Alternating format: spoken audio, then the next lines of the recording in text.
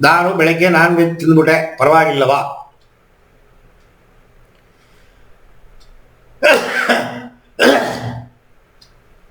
ಈ ವಿದ್ಯೆಗಳು ಈ ಅಭ್ಯಾಸವನ್ನ ನಾವು ಕಲ್ತಿಲ್ಲ, ನಮಗೆ ನಮ್ಮ ತಂದೆ ತಾಯಿ ಕಲಿಸ್ಬಿಟ್ರು.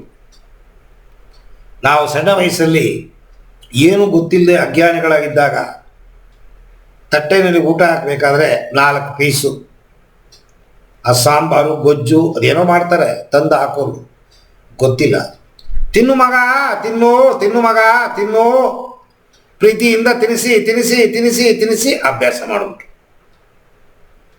ಅದು ವಾರಕ್ಕೊಂದ್ಸತಿನೋ 15 ದಿವಸಕ್ಕೊಂದ್ಸತಿನೋ ಅಥವಾ ದಿವಸವೂ ಬೇಕೋ, ಅವರೇನು ಅಭ್ಯಾಸ ಮಾಡಿದ್ರು ಅದು ಕಂಟಿನ್ಯೂ ಆಗಿದೆ.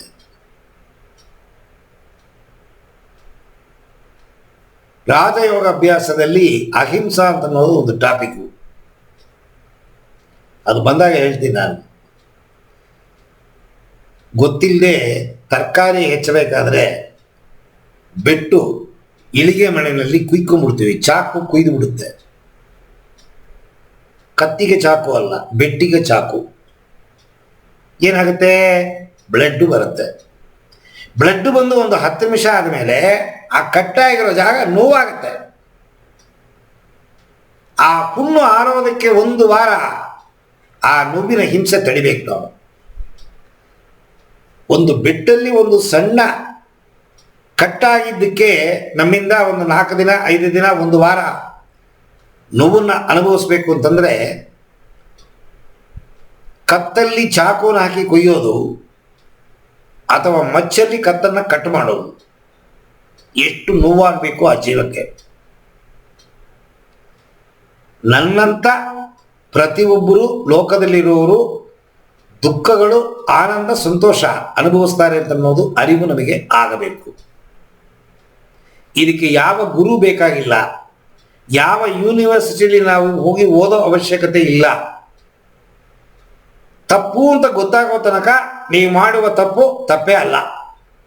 ತಪ್ಪು ಅಂತ ಯಾವಾಗ ಗೊತ್ತಾಗತ್ತೆ, ಆ ಗೊತ್ತಾಗಿದ್ದ ದಿವಸದಲ್ಲಿ ನಾನು ಸರಿಪಡಿಸ್ಕೊಳ್ಬೇಕು ಅಂತನ್ನೋ ಭಾವನೆ ನಿಮ್ಮಲ್ಲಿ ಬಂದ್ಬಿಟ್ರೆ ಖಂಡಿತ ಖಂಡಿತ ಖಂಡಿತ ಖಂಡಿತ ತಪ್ಪು ನಡೆಯಲ್ಲ.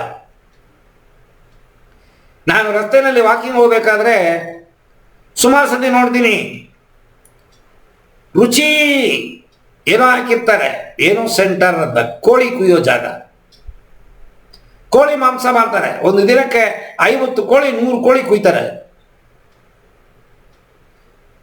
ಆ ಪ್ರತಿಯೊಂದು ಜೀವ ನೆರಳತ್ತ ನೋಡಿ ಕತ್ತು ಕುಯ್ಬೇಕಾದ್ರೆ ಅದರ ಪಾಪ ಖಂಡಿತ ನಮ್ಮ ಬೆನ್ನಿದ್ದೆ ಕಾಯ್ತಾ ಇದೆ. ವೃತ್ತಿ ಬೇರೆ ಇಲ್ಲವಾ? ಕುರಿಗಳನ್ನು ಕಡಿಯೋದು, ದನಗಳನ್ನು ಕಡಿಯೋದು, ಯಾವುದೇ ಪ್ರಾಣಿಗಳನ್ನು ಕಡಿಯೋದು, ಅವಳಿಗೆ ಹಿಂಸೆ ಕೊಡೋದು, ನಮ್ಮ ನಾಲಿಗೆ ರುಚಿಗೋಸ್ಕರ ಮಾಡಿಕೊಂಡಿದ್ದ ಅಭ್ಯಾಸಕ್ಕೋಸ್ಕರ ಬೇರೆ ಒಂದು ಜೀವ ವಸ್ತುವನ್ನು ನಾವು ನೋಯಿಸೋದು ತಪ್ಪು ಅಂತನೋ ಅರಿವು ಬಂದ ಮೇಲೆ ನೀವು ಪ್ರಯತ್ನ ಮಾಡೋದಕ್ಕೆ ಶುರು ಮಾಡಿದರೆ ಸಾಕು, ಅದು ನಿಮ್ಮನ್ನು ಬಿಟ್ಟುಬಿಡುತ್ತೆ. ಪ್ರಯತ್ನ ಬೇಕು, ನಿಮ್ಮ ಮನಸ್ಸಲ್ಲಿ ಭಾವನೆ ಬೇಕು. ನಾನು ತಪ್ಪು ಮಾಡ್ತಿದ್ದೀನಿ, ತಿದ್ಕೋಬೇಕು ಅಂತನ್ನೋ ಭಾವನೆ ನನ್ನಲ್ಲಿ ಬಂದುಬಿಟ್ರೆ ಖಂಡಿತ ಖಂಡಿತ ಖಂಡಿತ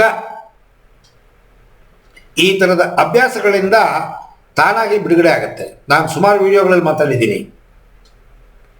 ನಾನು 3-4 ಪ್ಯಾಕೆಟ್ ಸಿಗರೆಟ್ ಸೇರ್ತಾ ಇದ್ದೆ, ಸಿಗರೆಟ್ ಕಂಪನಿಯಲ್ಲಿ ಕೆಲಸ.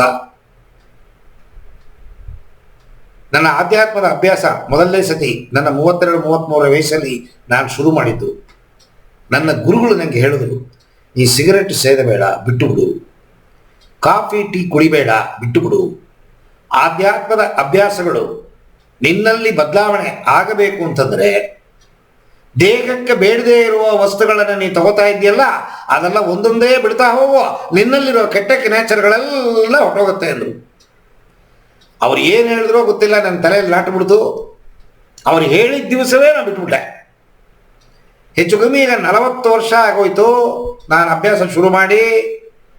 ನನ್ನ ದುರಭ್ಯಾಸಗಳು ಬೇರೆಯವರು ಮಾಡೋದನ್ನು ನೋಡಿದ್ರೆ ನಂಗೆ ಅಸಹ್ಯ ಆಗುತ್ತೆ.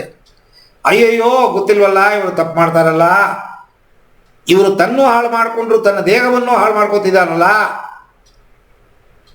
ಬೇಸರವಾಗತ್ತೆ. ಅವ್ರಿಗೋಸ್ಕರ ನಾನು ಮನಸ್ಸಲ್ಲಿ ಬೇಡ್ಕೋತೀನಿ, ಅಪ್ಪ ದೇವರೇ ಇವರಿಗೆ ಆತ್ಮಶಕ್ತಿಯನ್ನು ಕೊಡು, ಹೇಗಾದರೂ ಬಿಡುಗಡೆ ಆಗಲಿ ಇವರು, ಹಾಗೆ ನಾನು ಬೇಡ್ಕೋತೀನಿ. ನೀವು ಬೆಳಗ್ಗೆ ತಿಂದ್ರೋ ಮಧ್ಯಾಹ್ನ ತಿಂದ್ರೋ, ಗೊತ್ತಿದ್ದು ತಿಂದ್ರೋ ಗೊತ್ತಿಲ್ಲದೆ ತಿಂದ್ರೋ ತಪ್ಪೇ ಇಲ್ಲ. ಆದರೆ ಒಂದು ವಸ್ತು ಉಪಯೋಗ ಇಲ್ಲ ಅಂತ ಗೊತ್ತಾದ ಮೇಲೆ ನಾನು ಪಾಠಕ್ಕೆ ಬಂದಾಗ ಇದೆಲ್ಲ ಹೇಳ್ತೀನಿ. ಮಾಂಸ ತಿನ್ನೋದು ಅವಶ್ಯಕತೆ ಇದೆಯೇ? ಮಾಂಸ ತಿನ್ನಬೇಕೆ?